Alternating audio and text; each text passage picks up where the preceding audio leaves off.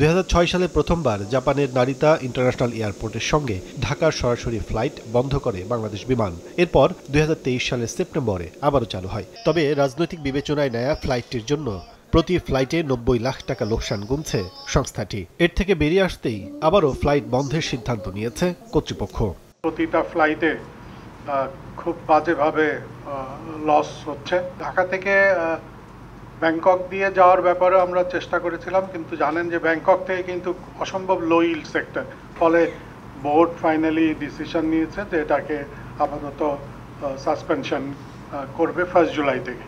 বৃহস্পতিবার গণমাধ্যম কর্মীদের নিয়ে আয়োজিত কর্মশালায় প্রশ্নের জবাবে সংস্থাটির ব্যবস্থাপনা পরিচালক আরও জানান, নতুন বিমান কেনার বিষয়ে পর্যালোচনা চলছে, তবে সংকট পুষিয়ে নিতে আপাতত 2টো বিমান ভাড়া করা হবে। যারা লিজ দেয় আমাদেরকে তাদের সাথে নেগোশিয়েট করে তারা ডাইরেক্টলি ওদের সাথে এয়ারলাইন্স হোক এবং লেজার হোক তাদের সাথে আমরা যোগাযোগ করে এবং আমরা এয়ারক্রাফটের জন্য করছি। বোয়িং এবং এয়ারবাস দুজনেই আমাদেরকে এয়ারক্রাফটের অফার দিয়েছে, কিন্তু যে এয়ারক্রাফটগুলি তারা ডেলিভারি দেওয়ার কথা সেগুলি 2031-এর আগে আমরা ডেলিভারি পাবো না। বিগত সরকারের দুর্নীতির অনিয়মের বেড়াজালে আটকে পড়া বিমানকে লাভজনক প্রতিষ্ঠান হিসেবে এগিয়ে নেওয়ার পাশাপাশি জুলাই যোদ্ধাদের অর্ধেক ভাড়ায় ভ্রমণের সুযোগ দেওয়ার কথাও জানানো হয়। এছাড়া নতুন কয়েকটি রুটে ফ্লাইট চালুর পর্যালোচনার কথাও জানায় বাংলাদেশ বিমান।